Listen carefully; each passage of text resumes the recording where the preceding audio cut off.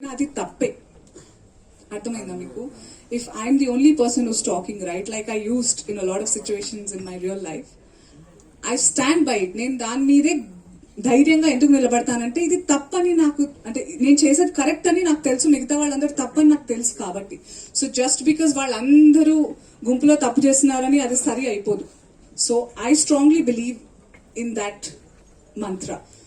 ఈ సినిమాలో కూడా జస్ట్ బికాస్ మెసేజ్ ఓరియంటెడ్ ఉందని యునో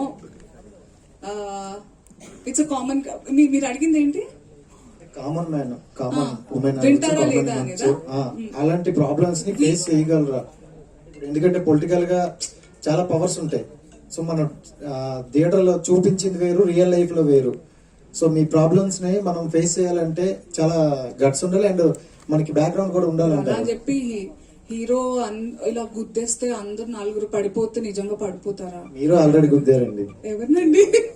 అదే అంటున్నా. So when there is action scene, మీరు ఇలా గుద్దేస్తే నలుగురు ఎగురుతారా? అవి సినిమాటిక్ లిబర్టీస్ కొన్ని ఉంటాయి. బట్ మా ఎఫర్ట్ ఏదైతే ఉందో, ఇప్పుడు సంపత్ నంది గారు అనుకున్నారు, స్టోరీ రాసుకున్నారు, ఆయన ఒక్కళ్ళే అనుకున్నారు, ఆయన ప్రయత్నం ఆయన చేశారు. ప్రొడ్యూసర్ గారికి, డైరెక్టర్ గారికి ఇది అనుకుంటున్నాను, డైరెక్టర్ గారు మాకు చెప్పారు ఆర్టిస్ట్ ఇది అనుకున్నాం. సో మేమందరం it will form, people will follow in line, ప్రతిదానికి డెస్టినీ అనేది ఉంటుంది. సో మేము ఇదంతా శివుడాజ్ఞ లేనిదే చీమైన కదలదా కుట్టదా అంటారు కదా. ఈ సినిమా ఈ టైంకి రావాలి అని ఉంది, ఈ రకంగా రావాలని ఉంది. అండ్ వినేవాళ్ళు వింటారు, బాగుంది అనుకునే వాళ్ళు బాగుంటారు, డెఫినెట్ గా నచ్చని వాళ్ళు కూడా ఉంటారు.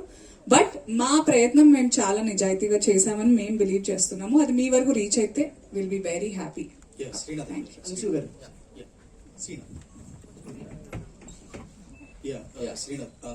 ట్రైలర్ చూసాక మీరు ఎక్కడో అండర్ ప్లే చేస్తున్నట్టు కూడా అనిపిస్తుంది నాకు సినిమాలో. అంటే మీ క్యారెక్టర్ గురించి ఏమైనా చెప్తారా? అసలు ట్రైలర్ వరకే కదండి, ఇంకా సినిమా ఉంది. అంటే మీ క్యారెక్టర్ నేమ్ అసలు ఏంటి? అంటే దివ్యతో కాంబినేషన్ సీన్స్ కూడా ఉన్నట్టున్నాయి, లవ్ లాగా. Basically Divi is my love of interest అండి ఇన్ ద మూవీ. చాలా కష్టపడి పడేయాల్సి వచ్చింది అమ్మాయిని మూవీలో.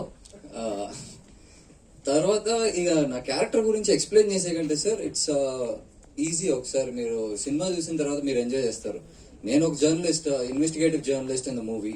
అక్కడ నుంచి నా జర్నీ ఎలా వెళ్తుంది, నేను అనసూయ గారితో ఎలా కనెక్ట్ అవుతాను, and how we go on a big quest అనే దాని మీద is the story. Underplay అంటూ ఏం లేదండి. ఇట్స్ ఎంత అవసరమో అంతే చూపించుకుంటే ముద్దుగా ఉంటది. ఓకే, అలాగా. ఓకే. యా, కబీర్ గారు. Sir, good to see again. What should qualities a forest man have? यार अपने फॉरेस्ट को बचाने का मेन क्वालिटी है यार